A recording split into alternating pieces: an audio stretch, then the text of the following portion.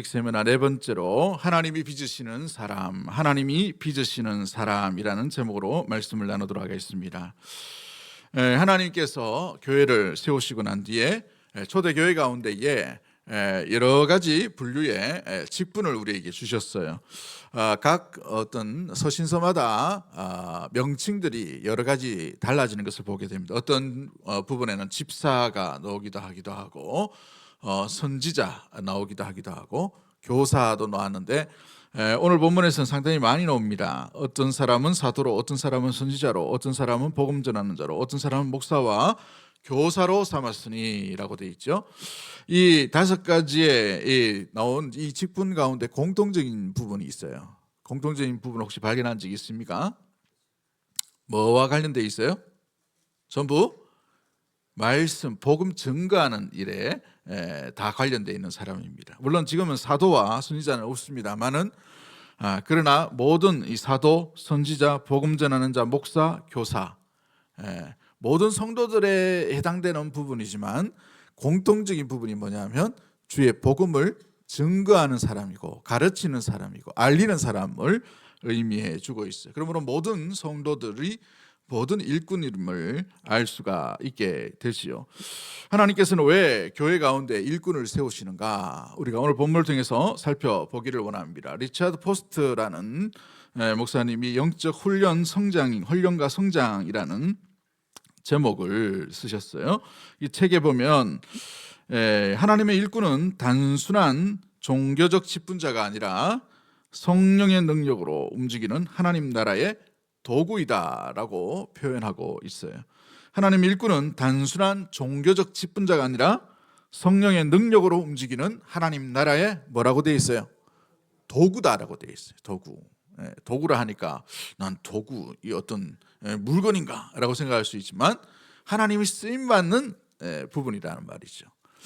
여러분 보면 이 이스라엘의 사람들 가운데에서 하나님의 도구들이 참 많이 되었습니다. 그 도구를 상징하는 대표적인 인물이 누구냐? 모세이죠. 모세. 하나님께서 모세를 어떻게 사용하시는가 보시면은 뭘 하나 던져주십니까? 자기가 가지고 있는 것, 유일한 것, 지팡이에요. 지팡이. 양치는 목자에게 필요한 지팡이입니다. 평범한 지팡이에요. 다 가지고 있는 지팡이입니다. 그걸 통해서 하나님의 일하심을 보여주시죠. 던지니까 뱀이 되기도 하고 그 뱀이 바로의 이 뱀을 잡아먹게 되는 놀라운 강력한 이런 도구가 되는 것이죠. 그러므로 어찌 보면은 이 도구라고 해서 우리 사람의 입장에서 보면 굉장히 참 이렇게 귀중하고 놀라운 어떤 존재로 생각할 수 있지만 하나님은 막대기로도 충분하게 하나님의 일을 드러낼 수가 있는 능력이 있는 분인 줄 믿습니다.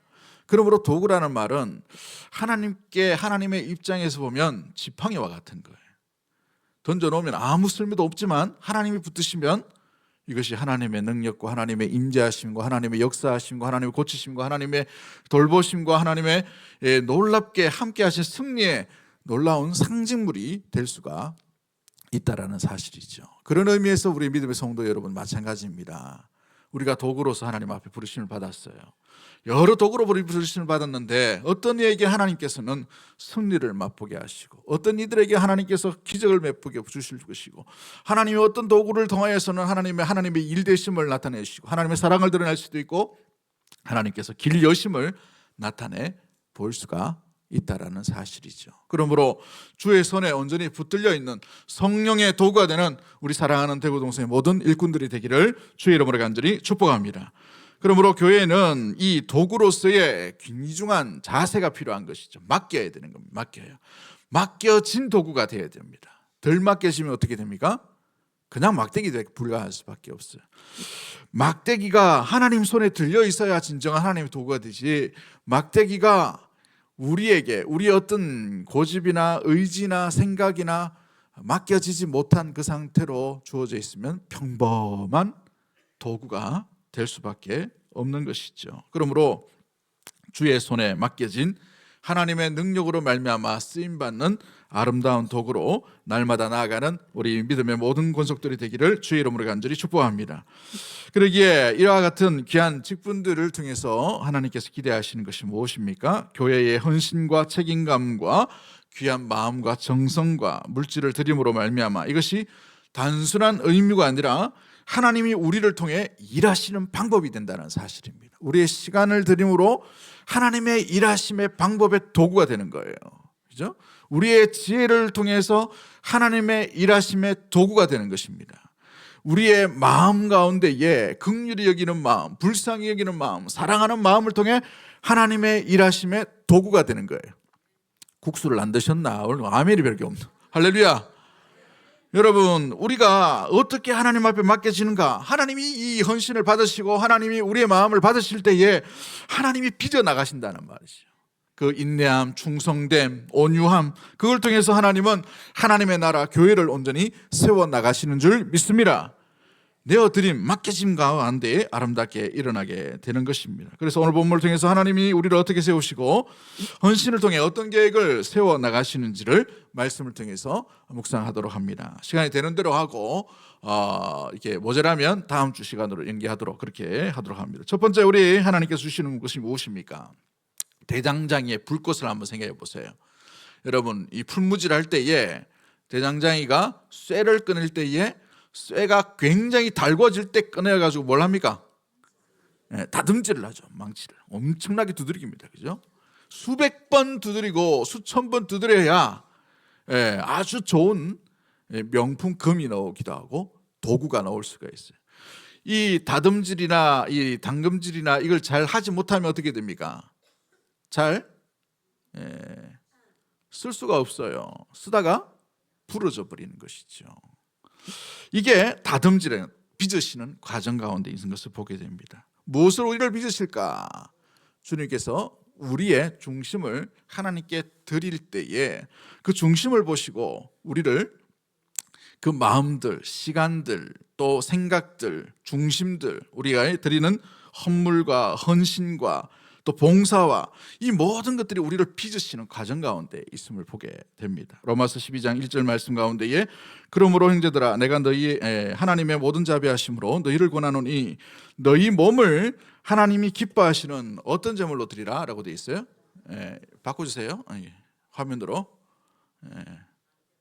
네, 앞에하고 뒤하고 다릅니다. 제가 보는 거하고 여러분 보는 거하고 달라가지고 헌신이란 뭐냐? 오늘 본문에 보시면은 우리가 좀 전에 읽었던 것처럼 산제물로 드리는 것, 산제사로 드리라라고 되어 있죠. 이것이 너희가 드릴 뭐라고요? 영적 예배라라고 되어 있어요. 옛날 구약의 예배 제사는 짐승을 드림으로 말미암아 했어요. 그죠? 여러분 구약에 안 태어난 게 다행이로 아이소. 요즘 뭐 옷 좀 입고 다니고 이러면은 소를 바쳐야 돼요. 소를. 소 한 마리 얼마입니까? 요즘 한 500만 원 합니까? 좀 내려가지고 그죠? 450만 원 합시다 그냥. 올 때마다 450만 원 드리네. 그죠? 굉장한 가치. 양인 것도 양도 마찬가지. 몇십만 원을 드려야 돼. 여러분 이 헌신은 우리의 삶, 우리의 몸과 마음을 드린다는 표시입니다. 표시. 오늘 신약의 예배의 모습은 우리가 구약처럼 짐승을 잡지 않아요. 그런데 우리 중심을 드리는 겁니다. 중심을 드리는 거. 이 마음으로 예배를 드리는 거예요. 할렐루야. 여러분 그러기에 우리의 중심이 담겨 있나 담겨 있지 않나, 봉사할 때에 우리의 중심이 담겨 있나 안 담겨 있나 이걸 보셔야 돼요. 설거지 똑같이 한다고 아이고 오늘도 또 돌아왔네 이러면서 막 설거지하는 이게 아니라 우리의 중심을 드려야 되는 거예요. 예배 드릴 때 찬양할 때도 마찬가지입니다. 우리 찬양팀 오늘도 하는데 막 삑사리도 나고 뭐 실수도 하고 이러지만 그래도 우리 마음과 중성과 중심을 온전하게 드리는 이 마음에 중심을 놓쳐버리면 안 돼요. 우리 예수님께서 사마리아 여인에게 이 산도 아니고 저 산도 아니고 신령과 진정으로 영과 진리로 예배 드릴 때가 오나니 곧 이때라라고 되어 있어요. 이때가 언제입니까? 예수님이 오신 그때부터입니다. 예수님을 만나는 그 순간부터예요. 예수님과 함께하기 때문에 우리가 지금 구약의 제사처럼 짐승을 잡지 않지만 그것보다 더 놀라운 값진 우리의 뭘 드려야 됩니까? 중심을 드려야 됩니다.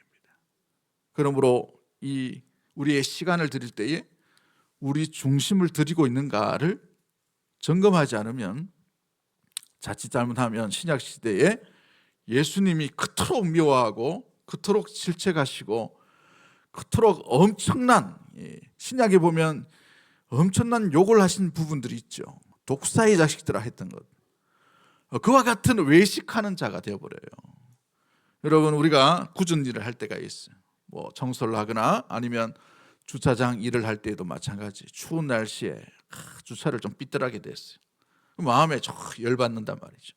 아이고, 젊은 것들이 좀 잘 되면 좋은데, 마음에 불편한 마음. 그래도 이 일이 누구에게 하는 겁니까? 사람에게 하는 게 아니라 하나님께 한다. 하나님께서 주신 시간 안에 드리는. 우리 예배 드릴 때도 마찬가지입니다.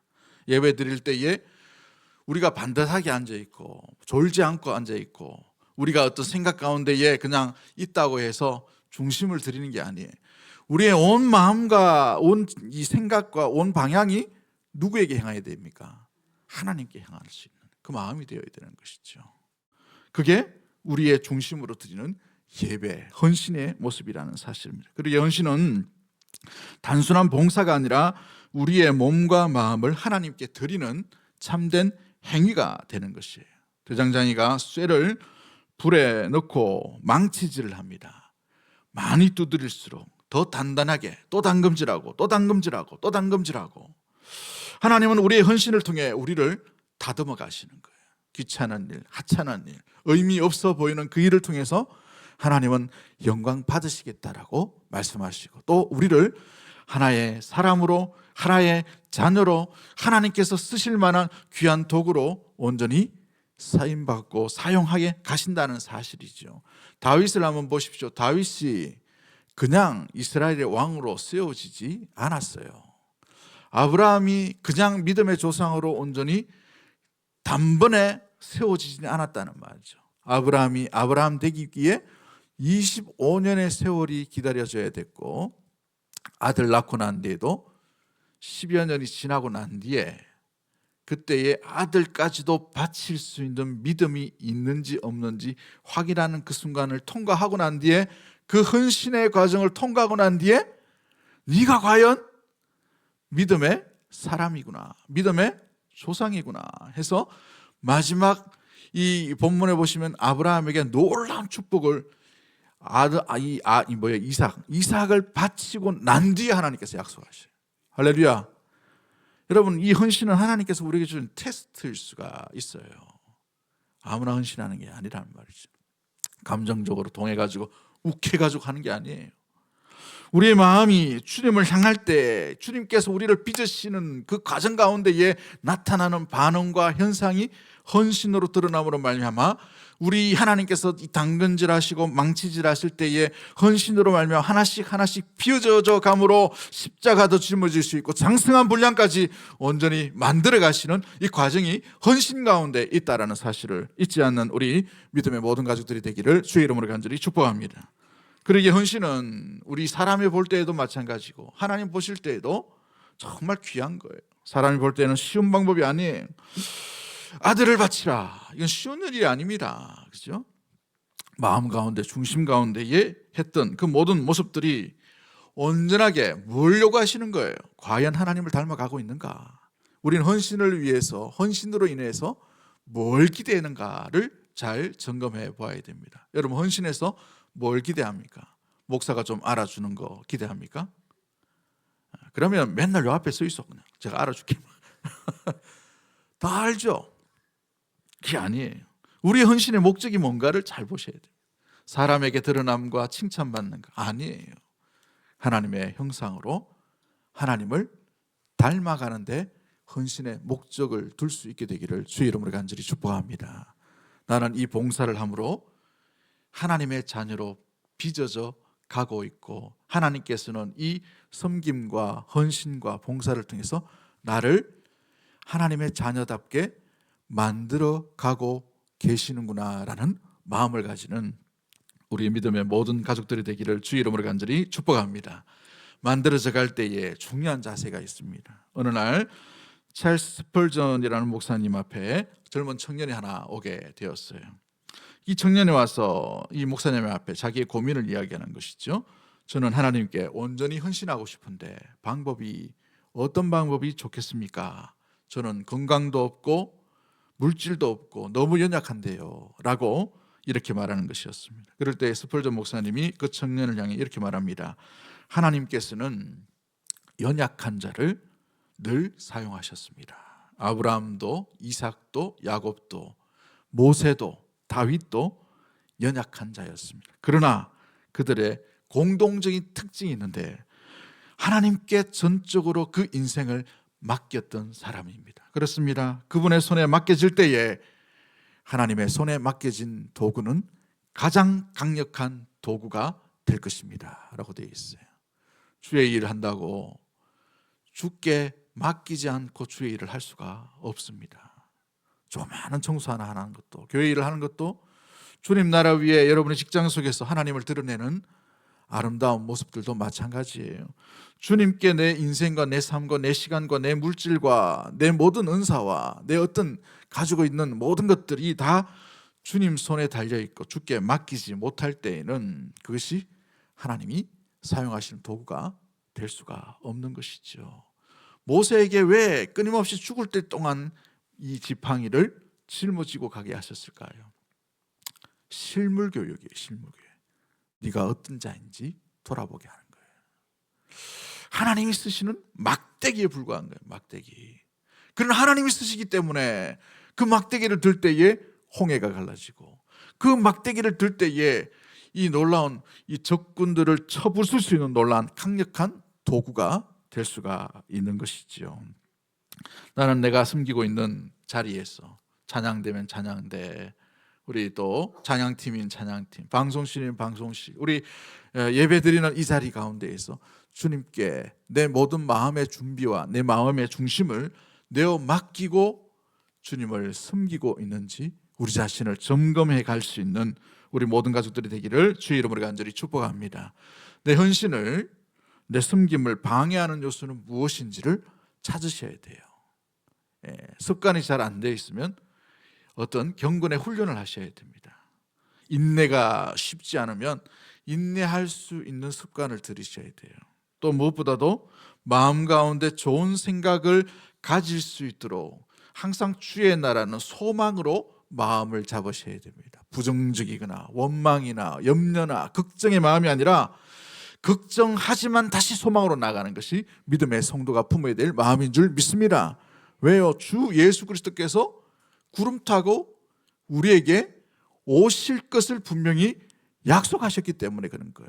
이 땅에서는 우리가 힘들고 어렵지만 어려움이 끝나는 인생이 아니라 어려움 가운데에서 빛 가운데에 주 예수 그리스도께서 영광 중에 임하실 것을 항상 우리 마음 가운데 소망과 기대하는 마음으로 온전히 나아갈 수 있게 되기를 주의 이름으로 간절히 축복합니다. 두 번째 우리가 기억해야 될 것이 무엇입니까? 도공의 손길이에요. 일꾼은 책임감을 가지고 섬긴다라는 것입니다. 여러분, 일꾼이 어떻게 일해야 되는가? 책임감이 있어요. 누가복음 12장 48절 말씀에 많이 맡은 자에게는 많이 요구할 것이요. 또 뭐에 또 어떻게 되어 있어요? 많이 맡은 자에게는 많이 달라 할 것이다. 예. 말씀이 부담이 되나? 왜 이렇게 따라하질 않나?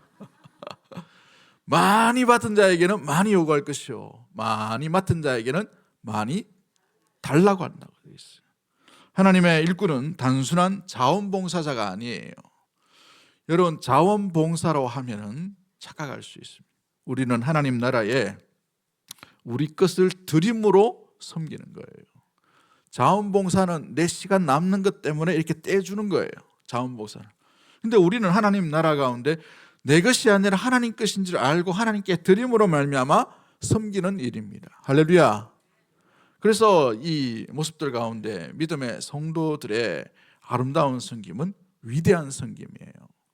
목회자는 생계를 위해 어떤 산업전선에 나가지 않죠. 이 초대교회 이후로 어떤 이 성직자의 구분이 이렇게 발전함으로 말미암아서 여러분이 드린 헌금 가운데에서 목사의 생활비나 목사가 나갈 수 있도록 불편하지 않도록 하게 되어 있어요. 그로 인하여서 성도들은 생활 가운데 치열하게 돈을 벌고 치열하게 일을 하고 치열하게 노동을 합니다. 노동을 하고 난 뒤에 교회 와서는 또 뭐합니까? 헌금도 하고 봉사를 해요. 아무나 안 시켜줘요. 이게 정상입니다. 정상. 하나님 나라에.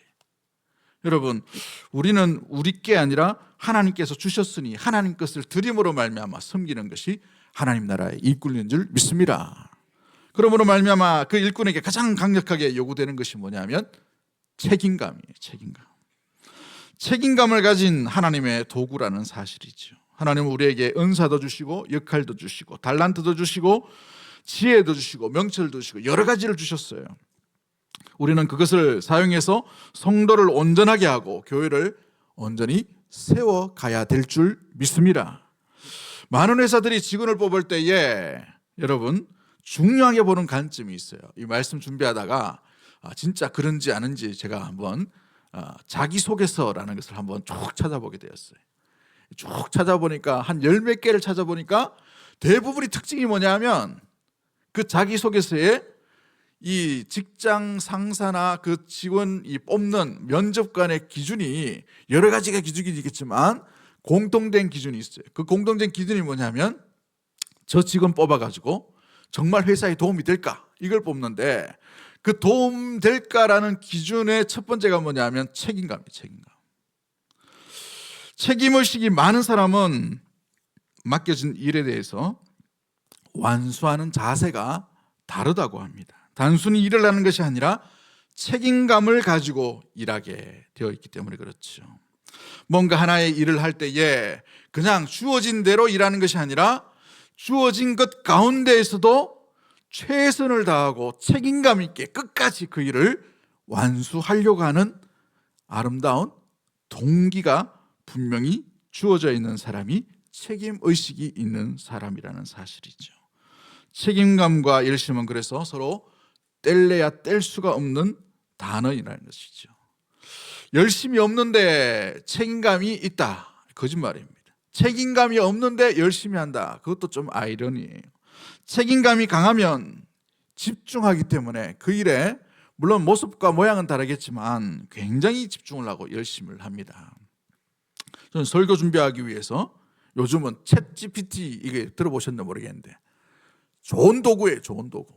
얼마나 많이 돌리는지 몰라요. 이것도 해보고 저것도 해보고 저것도 예화 찾아보고 이 문장 찾아보고 원어분에도 해보고 옛날에는 성경책 보고 사전 찾아보고 그 다음에 주석 꺼내가지고 원어 분석을 하고 이러는데 요즘은 챗봇한테 물어보면 됩니다.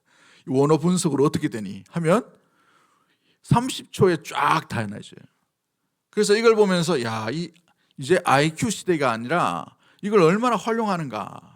요즘 최근에는 목사님들이 저한테 다 물어봅니다. 이거 어떻게 활용하냐고.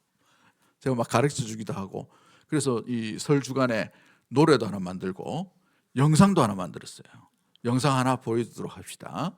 제가 만든 영상이 조금 퀄리티 떨어집니다만은 한번 보도록 하겠습니다. 그리스도께 헌신해야 하는 이유. 안녕하세요 여러분. 오늘은 그리스도께 헌신하면 좋은 7가지 이유에 대해 이야기해 보겠습니다. 솔직히 말해서 헌신이라는 게 쉽지는 않잖아요. 저도 옛날에는 내 맘대로 살면 안 돼? 왜 꼭 헌신해야 해? 이런 생각 많이 했었거든요. 하지만 헌신은 단순히 규칙을 따르는 게 아니라 더 큰 사랑, 더 큰 기쁨을 찾아가는 여정이라는 걸 깨달았습니다. 자, 그럼 지금부터 그 7가지 이유를 하나하나씩 파헤쳐 보면서 헌신의 진정한 의미를 함께 찾아볼까요? 마치 게임 캐릭터처럼 우리의 영혼도 레벨업이 필요합니다.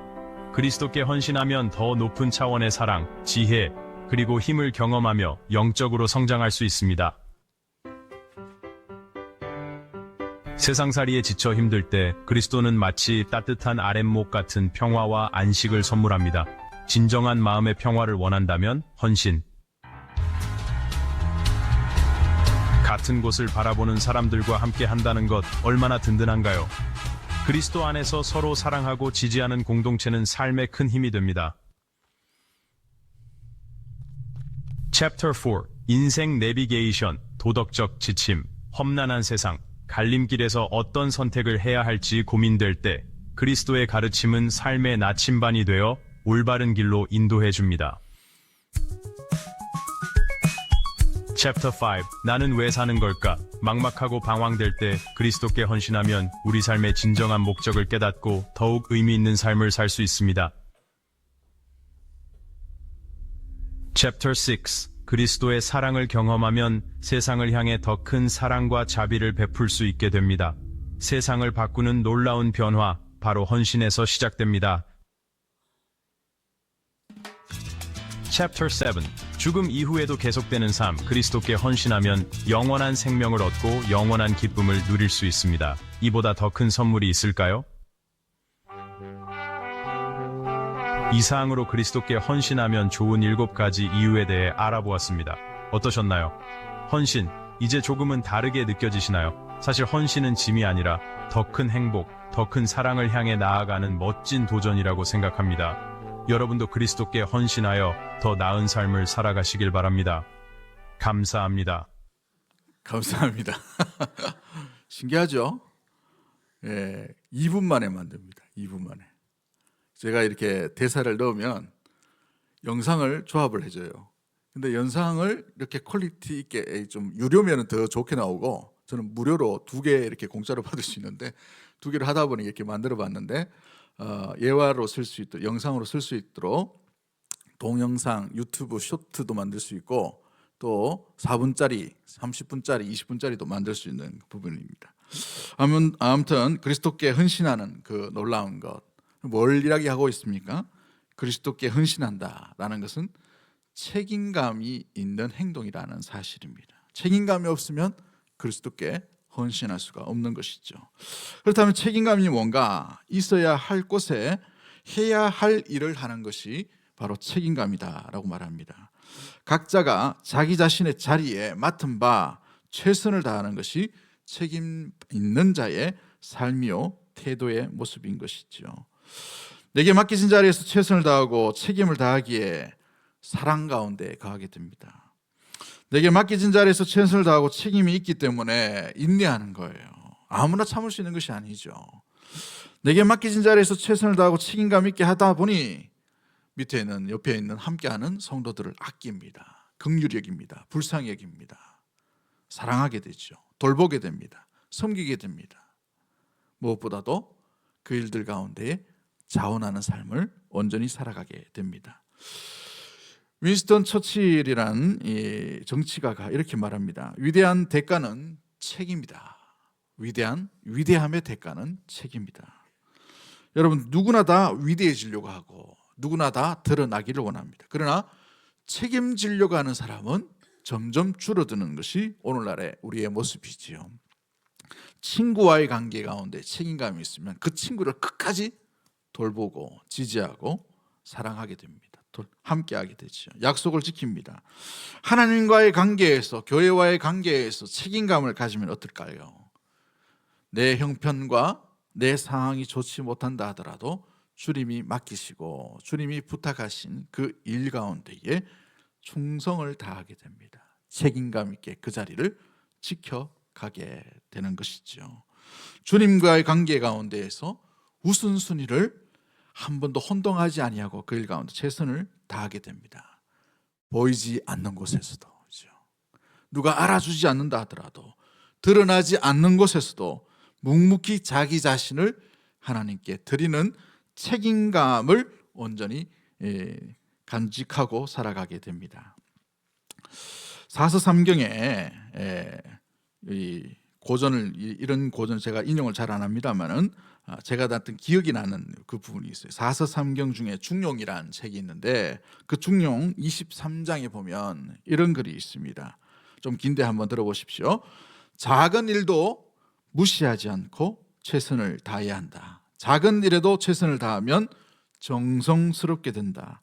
정성스럽게 되면 겉에 배어나게 되고, 겉에 배어나오면 겉으로 드러나게 되고, 겉으로 드러나면 이내 밝아지고, 밝아지면 남을 감동시키고, 남을 감동시키면 이내 변하게 되고, 변하면 생육된다. 그러니 오직 세상에서 지극히 정성을 다하는 사람만이 나와 세상을 변하게 할 수 있는 것이다. 굉장히 성경의 말씀과 유사한 말을 하고 있어요. 지극히 작은 일도 무시하지 말라는 거예요. 보이지 않는 것에서도 최선을 다하는. 잠언 22장 29절 말씀에 내가 자기의 일에 능숙한 사람을 보았느냐. 이러한 사람은 왕 앞에 쓸 것이요 천한 자 앞에 서지 아니하리라. 제가 어떤 개업 예배나 아니면 처음 오픈하는 어떤 성도의 가정에 신방을 하면 주로 이 말씀을 주로 얘기하는 게 있어요. 작은 일. 손님 올 때에 뭐 하찮게 보여지는 그런 사람이라도 그 작은, 그 적은 사람, 적은 그 시간, 적은 일에 굉장히 최선을 다하고 능숙하게 하면 장차 천한 자 앞에 서는 것이 아니라 존귀한 자 앞에 서는, 놀라운 왕 앞에 서는 아름다운 일들이 일어나게 되는 것이죠. 왜요? 하나님께서 그 일을 보고 있기 때문에 그런 것입니다. 그러므로 교회도 마찬가지입니다. 누가복음 16장 10절 말씀에 지극히 작은 것에 충성된 자는 큰 것에도 충성되고 지극히 작은 것에 불의한 자는 큰 것에도 불의하느니라. 여러분이 주님께서 맡겨주신 사명은 무엇일까요? 여러분, 주의 몸된 교회, 하나님 나라를 위해 어떤 마음의 자세로 나아가고 있습니까? 여러분의 책임감은 가지고 가고 있나요? 그 책임감은 보이지 않는 곳에서 마음을 변하지 아니하고 그 자리를 묵묵히 지켜나감으로 내가 해야 될 책임, 내가 해야 될 도리, 내가 해야 될 정성, 내가 섬겨야 될 그 놀라운 마음을 끝까지 지키며 나아가는 것이 바로 책임감 있는 자의 삶의 모습이죠. 말씀을 맺도록 합니다. 다음 주에 또 새롭게 또 하기로 하고요. 뒤에 부분은 7년 전인가 8년 전에 우리 교회에 오셨던 송영골 목사님인가 하여튼 부흥사 목사님이 있어요. 부흥회 했던 목사님이 계십니다. 그 목사님이 둘째 날인가 셋째 날인가 메시지를 전했는데 저는 아직도 그 말씀이 기억이 나요. 그 말씀이 뭐냐면 교회 안에 공동체 안에도 이스라엘의 딸이 있고 이스라엘에 지나가는 여인이 있다는 거예요. 이스라엘에 지나가는 여인은 책임지지 않습니다. 말하기는 좋아해요. 입대기는 좋아합니다. 그러나 그 입과 말하는 것에는 책임감이 없어요. 눈물 흘리지 않습니다. 슬퍼하지 않아요. 애통해하지 않습니다. 사랑하지 않아요. 돌보지 않습니다. 끝까지 보듬어 안지를 못해요. 그러나 이스라엘의 딸은 딸이기 때문에 끝까지 요동치 아니하고 변동하지 아니하고 그 자리를 지켜나가요. 욕을 얻어먹고 손가락질 당하고 비참하게 부끄러움을 당한다 하더라도 떠나지 아니하고 그 자리를 온전히 지켜나가게 되는 것이죠. 사랑하는 성도 여러분, 주님의 나라 가운데에 주님께서 빚으시는 일꾼으로서 책임감 있게 이 일을 감당할 수 있는 우리 믿음의 모든 일꾼들이 되기를 주의 이름으로 간절히 축복합니다. 지극히 작은 것에 충성할 때에 천한 자 앞에 서는 것이 아니라 왕 앞에 서는 놀라운 일들, 세워짐의 은혜가 나타나게 될 줄 믿습니다. 그 일 가운데 함께 귀하게 주의 나라 위에 아름답게 쓰임받는 우리 모든 가족들이 되기를 주님의 이름으로 간절히 축복합니다. 이 시간 우리 합심해서 한번 기도하기를 원합니다. 주님이 빚으시는 일꾼은 헌신을 통해서 나를 빚으신다고 말씀하셨는데 주님 앞에 내어드릴 수 있는 참된 일꾼이 될 수 있도록 도와달라고, 주님 손에 맡겨질 때의 강력한 도구가 됨을 우리가 잊지 않기를 원합니다. 아직 드려지지 못하고 바쳐지지 못한 생각과 마음과 또 우리의 가진 것들이 있다면 주님께 온전히 내어 맡길 수 있도록 주님 인도해 달라고, 또 일꾼은 책임감을 가지고 나아간다고 했는데 주여 그 책임감 속에 우리의 마음과 중심도 함께 들어갈 수 있도록 도와주시고 지극히 작은 것에 책임을 가지고 그 자리를 묵묵히 지켜나가며 주께 영광 돌릴 수 있는 믿음의 귀한 성도와 교회가 될 수 있도록 우리 믿음의 모든 함께하는 은혜의 사람들 될 수 있도록 도와달라고 주신 말씀 생각하며 주여 한번 외치고 통성으로 합심해서 기도하고 제가 마무리 기도하고 마치도록 하겠습니다. 주여